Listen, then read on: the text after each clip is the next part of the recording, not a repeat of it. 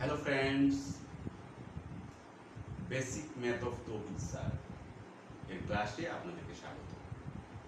এই পেজে এটি আমার প্রথম ক্লাস। এর আগে আমার এই পেজে কোনো ক্লাস ছিল না, অর্থাৎ পেজটি শূন্য ছিল। তাই আজকে আমি আমার টপিকও বেছে নিয়েছি শূন্য। আজকে আমি শূন্যের ধারণা কিভাবে শিশুদেরকে দিতে হয় তার উপর একটি ডেমনস্ট্রেশন ক্লাস দেখাবো। আশা করি আমার এই ক্লাস থেকে শিশুরা যেমন সরাসরি উপকৃত হবে, ঠিক তেমনি উপকৃত হবেন অভিভাবক যারা রয়েছেন এবং নতুন শিক্ষক যারা রয়েছেন তারা উপকৃত হবেন। কিভাবে বাচ্চাদেরকে আপনারা শূন্যের ধারণা দেবেন। আমি হয়তো দু একটা উদাহরণ ব্যবহার করব ক্লাসটাকে ছোট করার জন্য, কিন্তু আপনারা আরও বেশি উদাহরণ ব্যবহার করবেন। তো সময় না বাড়িয়ে, কথা না বাড়িয়ে আমরা ডেমনস্ট্রেশন ক্লাসে চলে যাচ্ছি, ঠিক আছে? আসসালামু আলাইকুম ছোট বন্ধুরা, তোমরা কেমন আছো? হ্যাঁ, বসো বসো বসো বসো। ওকে, তোমরা ভালো আছো সবাই? না, সবাই ভালো আছো? ওকে, ফাইন। বৃষ্টির মধ্যে আসতে কোনো অসুবিধা হয়নি তো? হ্যাঁ, ঠিক আছে। ওকে, সবাই কিন্তু ছাতা নিয়ে আসবে, ঠিক আছে? কেউ ভিজবে না, ঠান্ডা লেগে যাবে, ঠিক আছে? ওকে, আজকে তোমাদেরকে আমি একটা গল্প শোনাবো। তোমরা কি শুনতে চাও? ওকে, ফাইন, তাহলে শুনো। এক গ্রামে এক কৃষক ছিলেন। উনি ওনার এক বস্তা ধান বাজারে নিবেন, কিন্তু কৃষি করে নেবেন উনি বুঝতে পারছিলেন না। তো এই সময় এক ভ্যানওয়ালা যাচ্ছিল বাইক দিয়ে। তো ভ্যানওয়ালাকে ডেকে বলো, ভাই তুমি আমার এক বস্তা ধান বাজারে নিয়ে দিবে? বলছে হ্যাঁ, নিয়ে দিব। আপনি আমাকে কি দিবেন?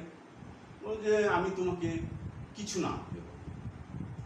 বলেছে কিছু না দেবেন? আচ্ছা ঠিক আছে। উনি ধান নিয়ে গেলেন।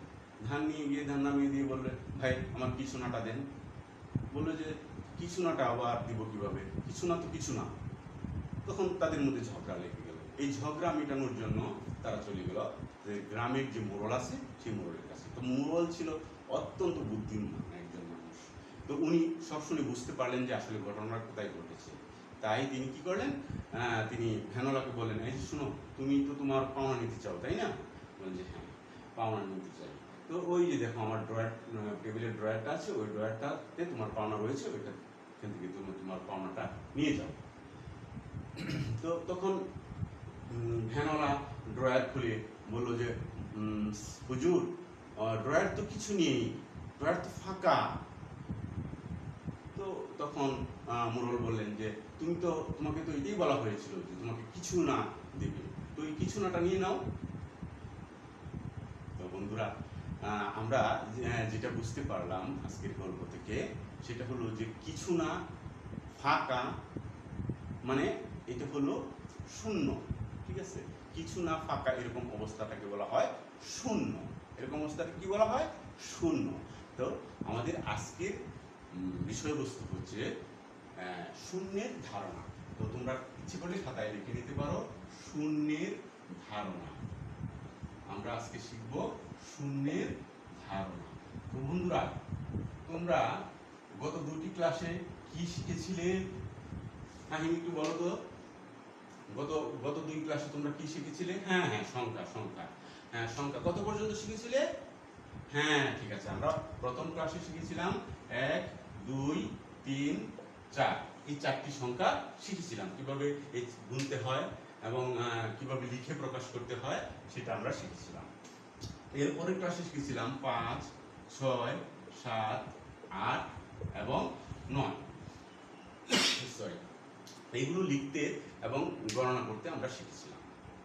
তো আজকে একটা নতুন সংখ্যা আমরা শিখব। ওই গল্পের মধ্যে যেটা আমরা শুনেছি যে কিছু না ফাঁকা এরকম অবস্থাটাকে আমরা বলি শূন্য। সেই শূন্য দেখতে কেমন, সেই শূন্য কিভাবে লিখতে হয় সেটা আমরা আজকে শিখব, ঠিক আছে বন্ধুরা? তো আমরা প্রথমেই একটা গাছ আঁকি। হ্যাঁ, গাছ গাছ কিভাবে আঁকতে হয় তোমরা জানো? আচ্ছা ঠিক আছে, আরেকদিন তোমাদেরকে গাছ আঁকা শেখাবো। তো এই দেখো একটা গাছ আঁকলাম। শেফালি বলো তো কি গাছ আঁকলাম এটা? হ্যাঁ, ঠিক বলেছো, ফুল গাছ। তো ফুল গাছে কি থাকে? ফুল গাছে থাকে ফুল। ফুল থাকে ফুল গাছে এরকম ফুল থাকে। ফুল গাছে এরকম ফুল থাকে। তো রহিম বলো তো যে এখানে কয়টা ফুল রয়েছে? গুনে গুনে বলো। হ্যাঁ ঠিক, 1 2 3, তিনটা ফুল রয়েছে। ঠিক আছে, এই তিনটা ফুল যে রয়েছে, এই তিন সংখ্যাটাকে আমরা লিখে কিভাবে প্রকাশ করবো, এটা আমরা কিন্তু গত ক্লাসে শিখেছিলাম। ইয়া বলো, শামসুন নাহার বলো। হ্যাঁ, এই যে এটা তিনকে আমরা এইভাবে প্রকাশ করবো। শামসুন নাহার, তুমি দেখো কিভাবে তুমি লিখেছো। হ্যাঁ হ্যাঁ ঠিক আছে। এখন রফিক, তুমি বলো তো বাবা, যে এই যে তিনটা ফুল রয়েছে, এখান থেকে যদি একটা ফুল ঝরে যায়, তাহলে গাছে আর কয়টা ফুল থাকবে? হ্যাঁ ঠিক বলেছো, দুইটা ফুল থাকবে। তো এই দুই সংখ্যাটিকে আমরা কিভাবে লিখে প্রকাশ করব? আমরা দুই সংখ্যাটিকে এইভাবে, এই প্রতীকের সাহায্যে লিখে প্রকাশ করব। তো এখন সাদিয়া বলো, যে এই দুইটা ফুল থেকে আরো একটা ফুল যদি তুমি তুলে নাও, তাহলে গাছে আর কয়টা ফুল থাকবে? হ্যাঁ ভেরি গুড, সাদিয়াকে একটা ধন্যবাদ দাও। সাদিয়া ঠিক বলেছে, গাছে আর একটি ফুল থাকবে। এই এক সংখ্যাটিকে যেন আমরা কিভাবে লিখে প্রকাশ করি? এই যে এইভাবে লিখে প্রকাশ করি। অনেক ধন্যবাদ। এখন সুমন বলো, সুমন বলো যে এই একটি ফুলও যদি আমরা তুলে নিই, তাহলে গাছে আর কয়টি ফুল থাকবে? হ্যাঁ ঠিক বলেছো, গাছে আর ফুল থাকবে না। থাকবে না, ফাঁকা, শূন্য। এই যে শূন্য, এই অবস্থাটাকে আমরা একটা প্রতীক দিয়ে লিখে প্রকাশ করতে পারি। সেইটা কিভাবে করতে পারি সেটা দেখো।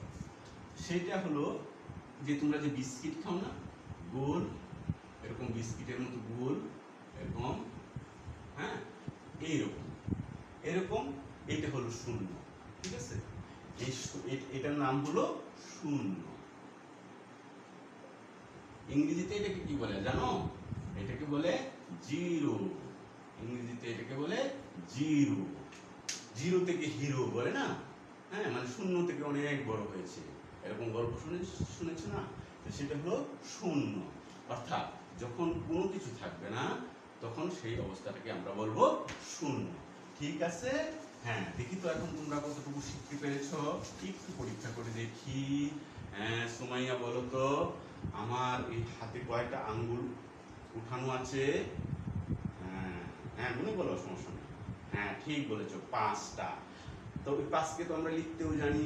ঠিক আছে, এখন এই 5টা আঙ্গুল থেকে যদি আমি একটা আঙ্গুল নামিয়ে নিই, কয়টা আঙ্গুল থাকবে? হ্যাঁ ইয়াসমিন বলো। হ্যাঁ ঠিক আছে, ধন্যবাদ তোমাকে। 4টি থাকবে, 1 2 3 4, 4টি থাকবে। এখন এখন কে বলবে? রানা। রানা বলো তো, এই 4টি থেকে যদি একটি আমি নামিয়ে নিই, কয়টি থাকবে? হ্যাঁ রানা সঠিক উত্তর দিয়েছে, 3টি থাকবে। 1 2 3, এই 3কেও তো আমরা লিখতে পারি, তাই না? হ্যাঁ আচ্ছা, এই 3টি থেকে যদি আরো একটু উঠিয়ে নিই, তাহলে হিয়া জব্বার বলো তো, যে কয়টি থাকবে? হ্যাঁ ঠিক বলেছো, 2টি থাকবে। এই 2টি থেকে যদি আরো একটি আমি নামিয়ে নিই, তাহলে ইশতিয়াক বলো তো, কয়টি থাকবে? হ্যাঁ ঠিক বলেছো, 1টি থাকবে। এই 1টিকেও যদি আমি নামিয়ে নিই, অর্থাৎ সবগুলো আঙ্গুল যদি আমি নামিয়ে নিই, এখন উঠানো আঙ্গুল কয়টি থাকবে? ঝর্ণা বলো তো। ও অত্যন্ত সুন্দর, ঝর্ণাকে একটা জুড়ে হাততালি। হ্যাঁ ঝর্ণা বলেছে যে কিছুই থাকবে না। আচ্ছা কিছুই যে থাকবে না ঝর্ণা, এটাকে আমরা কিভাবে লিখে প্রকাশ করতে পারবো? তুমি দেখাতে পারবে? দেখি দেখি। হ্যাঁ ঠিক আছে, এই যে বিস্কুটের মতো গোল, হ্যাঁ এই চিহ্নটা হলো শূন্য। ঠিক আছে, তাহলে আজকে আমরা শিখে গেলাম আরো একটি সংখ্যা, নতুন সংখ্যা, মজার একটি সংখ্যা, শূন্য। এই শূন্য নিয়ে আরো অনেক মজার মজার ঘটনা আছে, সেগুলো পরবর্তী ক্লাসে বলবো। হ্যাঁ আজকে এ পর্যন্তই। ঠিক আছে, ধন্যবাদ তোমাকে।